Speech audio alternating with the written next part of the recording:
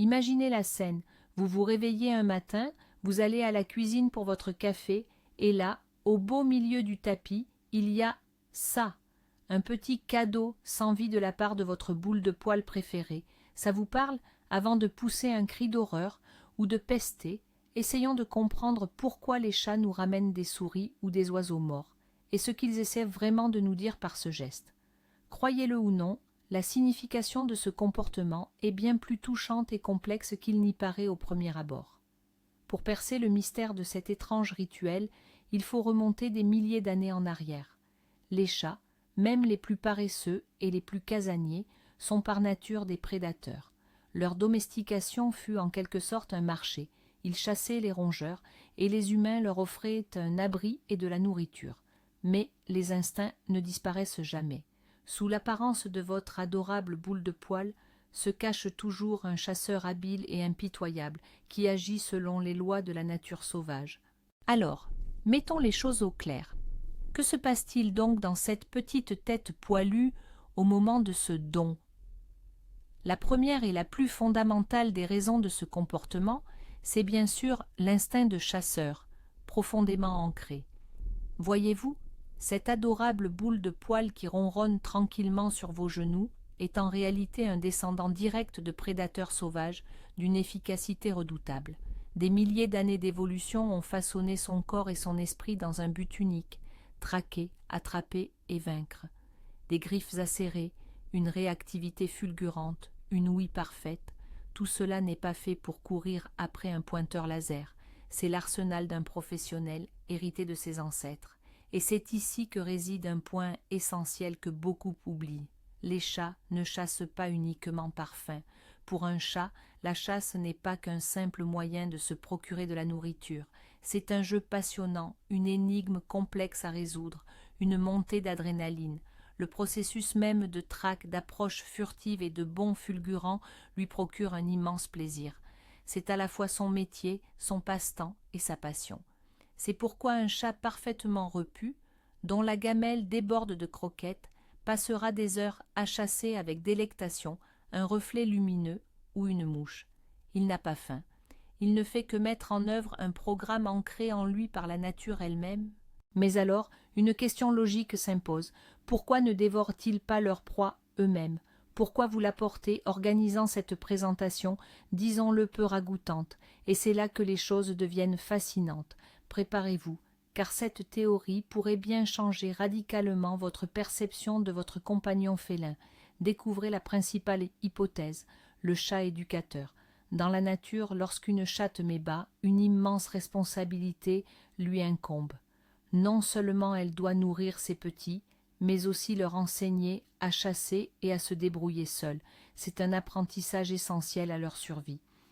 Et cet apprentissage se déroule en plusieurs étapes. Dans un premier temps, la mère attentionnée ramène au nid une proie déjà morte. Cela permet au chaton de se familiariser avec l'odeur et l'aspect de la nourriture et d'apprendre à la déchiqueter. Ensuite, une fois les petits un peu plus aguerris, elle commence à ramener des proies encore à moitié vives. C'est l'occasion pour eux de s'exercer à porter le coup fatal. C'est un véritable terrain d'entraînement pour les futurs chasseurs. Et ce n'est qu'après avoir réussi cet examen que la mère les emmène à la véritable chasse. Il s'agit d'un instinct maternel fondamental qui ne disparaît jamais, même si votre chatte vit dans un appartement douillet et n'a en réalité jamais eu ses propres chatons. Mais voici la révélation capitale de cette théorie, celle qui clarifie absolument tout. Accrochez-vous. Dans les yeux de votre chat, vous êtes sa famille, certes grande et un peu maladroite, mais surtout complètement incapable de chasser. Oui, vous avez bien entendu. Elle vous voit partir chaque jour, mais vous ne ramenez jamais la moindre petite souris fraîche et appétissante à la maison. Vous ouvrez de drôles de paquets qui font du bruit, ou des boîtes de conserve. De son point de vue, c'est une véritable catastrophe. Vous êtes son chaton préféré, mais ô combien maladroit et incapable, qui sans son aide mourrait tout simplement de faim.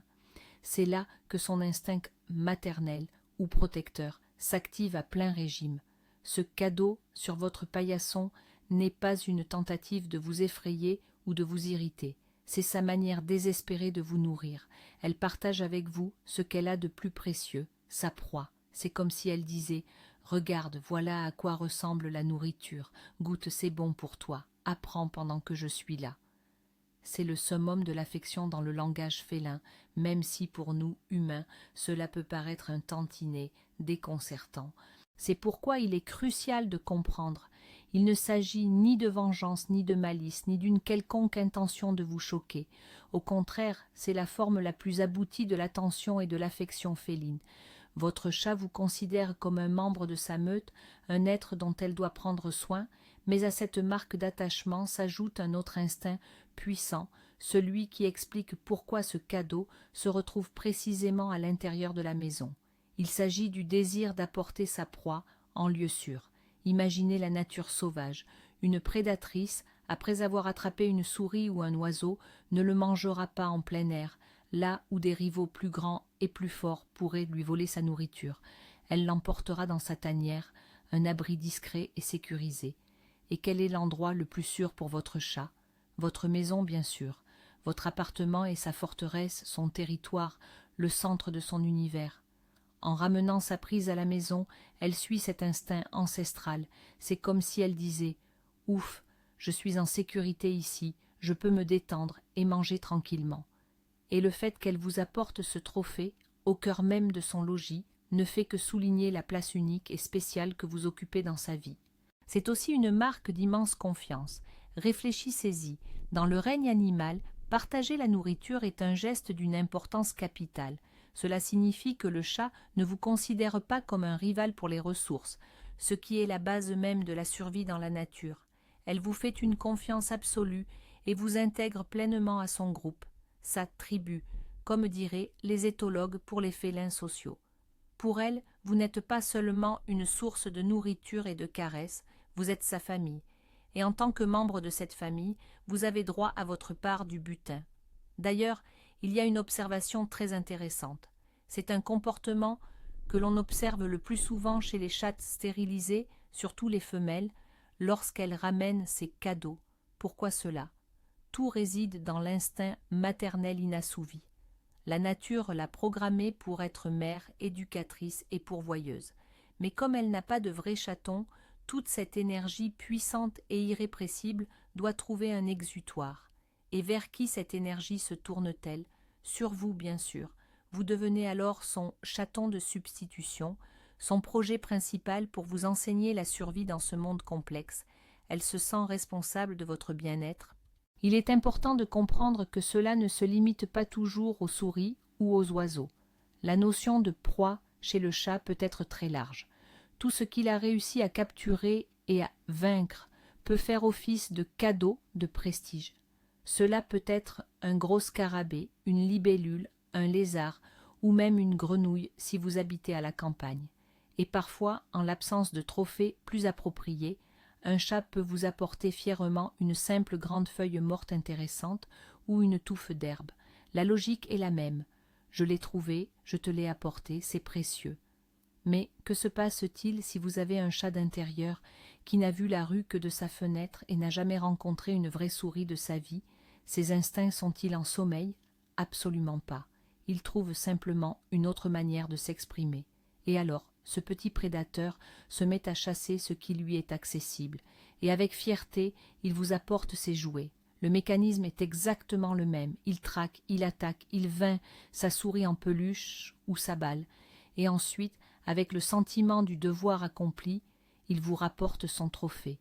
Il démontre ses talents de chasseur et, encore une fois, partage avec vous son maladroit compagnon humain. Le fruit de sa chasse réussit. Ce geste est avant tout une preuve de confiance absolue. C'est un acte lourd de sens.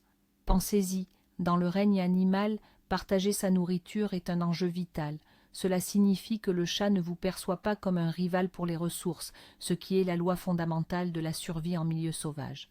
Elle vous accorde une confiance totale et vous considère comme un membre à part entière de sa famille, ou, comme diraient les zoologues, de son groupe social.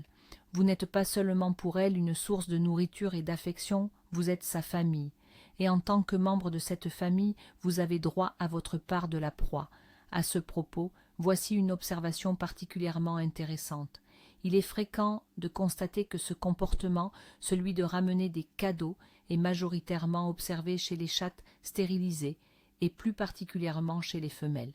Pourquoi un tel phénomène? La raison? Un instinct maternel inassouvi. La nature l'a programmée pour être mère, éducatrice et nourricière. Mais sans avoir de vrais chatons, toute cette énergie puissante et irrépressible cherche un exutoire. Et vers qui cette énergie est-elle redirigée? Inévitablement vers vous. Vous devenez son chaton adoptif, son projet le plus important, celui de vous apprendre à survivre dans ce monde complexe. Elle ressent une profonde responsabilité quant à votre bien-être. Et voici la conclusion pratique la plus importante.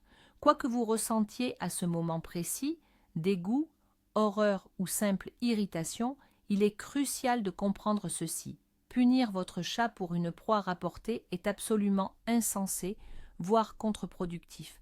Elle ne comprendra absolument pas pourquoi vous lui criez dessus ou la grondez. Pour elle, elle vient d'accomplir un véritable exploit. Elle a pris soin de vous, a rapporté une ressource précieuse à la maison et vous a témoigné son amour et sa confiance, et en retour, elle ne reçoit que des réactions négatives. Cela la déroute complètement, sape votre complicité et peut entraîner un stress important. Elle n'a pas fait de bêtises, elle a simplement obéi à ses instincts millénaires. Le meilleur moyen est de vous débarrasser discrètement de ce cadeau pendant qu'elle ne vous voit pas, puis de la féliciter pour son attention. Si vous souhaitez réduire la fréquence de ces surprises, la solution la plus efficace est de rediriger son énergie. Jouez plus souvent avec elle à des jeux actifs qui simulent la chasse. Utilisez des cannes à pêche avec des plumes, des jouets interactifs, des pointeurs laser. Donnez-lui l'occasion d'exprimer son instinct de chasseur de manière sûre et acceptable pour vous. Au final, cette étrange habitude est un cocktail complexe d'instincts ancestraux, d'un attachement profond, de sollicitude, de confiance et bien sûr d'un peu de fierté féline. Et voici la révélation la plus étonnante et la plus touchante de tout cela. Quand votre chat vous apporte une souris morte, il n'essaie pas de vous embêter. Non, il vous dit « Je t'aime, je prends soin de toi, mais franchement, en tant que chasseur, tu n'es pas très doué, alors tiens, mange, c'est moi qui l'ai attrapé. » Ce n'est pas juste un instinct, c'est un pur acte d'affection, transmis à travers des millénaires d'héritage sauvage. Il vous voit comme un membre de sa famille à protéger et à nourrir. Comprendre cela change complètement votre regard sur ce petit cadeau macabre au seuil de la porte ou sur cette plume d'oiseau sur votre oreiller. Pas vrai, ce n'est pas du désordre, c'est une véritable déclaration d'amour. Alors la prochaine fois que vous recevrez un tel présent, ne vous fâchez pas tout de suite. Votre chat essaie simplement d'être un bon parent pour son humain un peu étrange, grand et manifestement maladroit. Merci d'avoir regardé cette vidéo jusqu'au bout. Si vous avez appris quelque chose de nouveau sur votre compagnon félin, n'oubliez pas de laisser un pouce bleu et de vous abonner à la chaîne pour ne pas manquer nos futures explorations des mystères du monde animal. Et maintenant, une question pour vous. Quels sont les cadeaux les plus insolites que vos animaux de compagnie vous aient jamais offerts? Partagez vos histoires hilarantes ou carrément choquantes dans les commentaires, j'ai hâte de les lire.